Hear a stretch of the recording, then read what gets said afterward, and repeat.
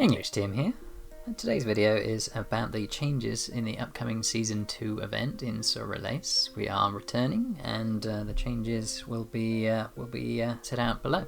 So we all received the same message, so I'll see that if there's anything I can add that perhaps you haven't picked up reading it, or if you haven't spent the time to read it, that's fine. I will do what I can to get through it fairly quickly.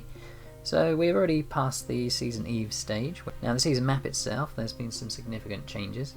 The one most people are talking about is the Alliance Truce function. Now it would be lovely for us to get some more information about how frequently this truce can be used. The basic function will be that you can switch off the tower building function and the tower destroying functions for your alliance for a period of time and take a break, basically. So it's not a bad idea, but it's how it's going to be carried out that will be critical.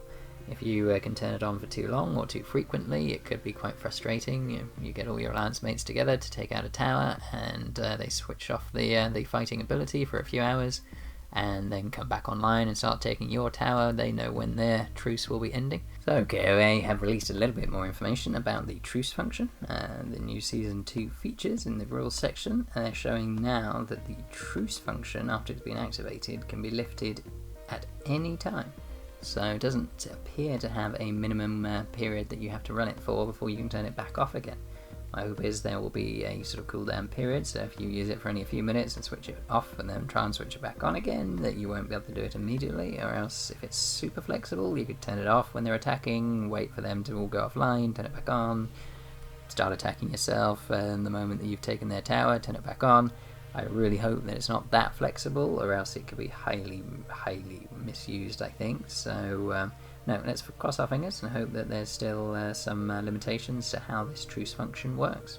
So we'll see how it works. It's one of those ones where the devil will be in the detail, and we will find out. I wouldn't be surprised if this is one piece of functionality that gets changed midway through, like we did in Season 2. There were a lot of changes as we were going, so that could well be one of those. Now the cooldown when moving from alliance to alliance, that's been removed. It was just a point of frustration and having to time yourself for getting back for events, and yeah, I was never a huge fan of it. I know people will use it to steal, get the higher level prizes. They'll be able to jump from their farms to the main to pick up prizes. That's fine, you could do that anyway at the end of the event, so it's not going to be a major change. I think it's just going to make it a little bit more flexible. It will enable people to help each other out, and say our alliance actually got decimated during this event. I was in Come Have Fun, CHF, in Kingdom 761. Unfortunately, we were being trounced by some huge alliances, so we all had to take our top SH40s and go and join the #1 alliance to give us a fighting chance. Perhaps now we can, the smaller alliances will have a better chance of having some big players come and join them, and that will enable a bit more, a few more alliances to compete rather than just the top alliance in each kingdom having a go to get towards the middle of the map. Now the maximum number of towers that you can build in any one area has been reduced. I know we used this once I joined the new #1 alliance in my kingdom. We had built a huge number of towers in a very small space and completely blocked access to a gate. So probably a benefit to make it more likely that other alliances are able to actually have a chance to compete effectively. Now also the Tower Assaulter, that has been extended. It was a great way of getting huge amounts of food, so if they're going to do it throughout the entire event, we're all going to be able to build a lot more troops, so that can be beneficial.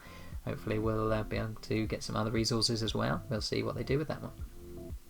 Now you can also get resurrection coins. Now this one I actually found quite interesting, that they're saying you can now enjoy the battles without worrying about the losses. Previously, if you exceeded your hospital capacity, you would then suffer permanent losses, so the resurrection coins presumably would still not prevent those permanent losses, but that wording they've used is a bit strange, so it might just be their translation is not ideal. Let's see what happens. Now there's some more technical points as well, so the march speed up restrictions when attacking enemy alliance buildings will be removed. We have to hope that that applies to both attackers and defenders, or else it could give a huge advantage to attackers who can speed march into attacker city whilst there's only a small number of troops holding it, and the reinforcements cannot be sped up to match. Also, there's the extra risk that if you're sat in a tower and a big player comes along, they can now get there before you can react, and you may find yourself losing a whole march. So having smaller players demolishing towers whilst big players are doing other things could be a riskier strategy. So the yield on the Alliance crystal mines has been reduced, so that should slow down the rate at which we can construct new buildings. And they've also reduced the time to demolish towers. Now that one might have some unanticipated consequences. If somebody can come in and destroy your tower really quickly, then your bigs might be off for a while, and suddenly you can find that you could lose a huge amount of territory in a very small amount of time whilst waiting for your powerful players to get back online. So this could make the balance strongly in favour of attacking. Your attackers could come in, trash a bunch of your towers really quickly before you're able to get all your players together, and then they could hit the truce button and hold their gains for a long period, ready to recuperate and go back round again. So this could make the sway of territory much faster. So we shall see if that is the case. Now the season points gain, this one's also very important. They increased the points from capturing and occupying the map buildings and reduced the points from killing troops. When it boiled down to it, you were playing the entire season trying to do your best to help out, and when it came time to killing, that was all that really mattered. So I found I had to just keep going back and back and keep attacking, keep killing troops every couple of days to stay in the top 100. Killing was so much more important than anything else. It was difficult to make the sort of non-fighting players have a chance. So we'll see how much they rebalanced it to see if killing is going to be restricted, or if it's still going to be a major part of how you get up to the top 500, where there are some. Well, last time there were some awesome prizes. The season chest was very valuable, so hopefully they'll be doing that one again. And they've also optimized the rewards. We shall see, check in game for more details. So we have no idea what optimizing means. Does that make it better or worse? To prevent players from mistakenly abandoning the Alliance fortresses or towers, they've unified the time to 24 hours. I have nothing to add on that. The new buff, Battle Frenzy, so when you're attacking another player or a resource tile in any way, shape or form, or scouting, you will start a timer, and that timer will prevent you being able to open a shield or go back to the original kingdom. So if you're fighting, you can't just run permanently away. Presumably you can still teleport away, so you're just going to have to play a little bit of grasshopper leap action to keep out of trouble. See how long the timer is. So if it's a massive long timer, it could make attacking much more difficult. Some players can only get on for a few minutes. I always find Kingdom Raid quite tough because I can't really play for half an hour solid guaranteed. I've got very young children, and sometimes you have things come up, so having a 30 solid minutes plus extras for Kingdom Raid does make it a little bit tricky sometimes.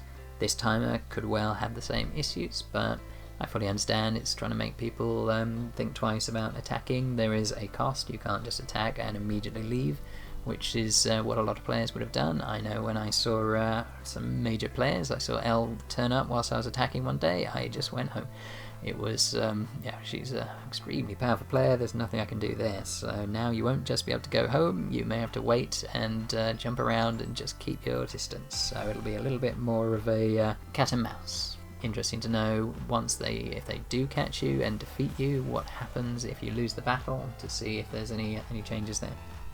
And also the speed when marching across different regions will be reduced, so it'll take longer to go long distances. So people who are using teleports will have a much better advantage.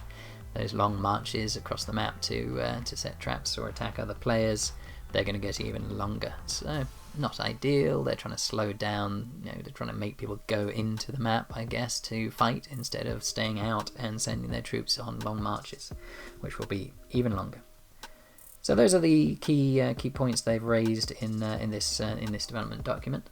Hopefully I've added a little to what your thinking is on what those are going to do for the effect to the event. The event starts pretty soon, so hopefully we'll be able to check out and see how those changes have occurred and see how many of them get adjusted midway through the season. interesting ones for me. I just am interested in how that cooldown from the War Frenzy is going to work, and also whether those resurrection coins are going to bring back all your troops or just those who were not permanently killed. I am EnglishTim. If you're enjoying my content, please do click on the subscribe button and on the notification bell to receive updates about my future videos. Otherwise, I look forward to you joining me on my next video. King of Avalon, play now.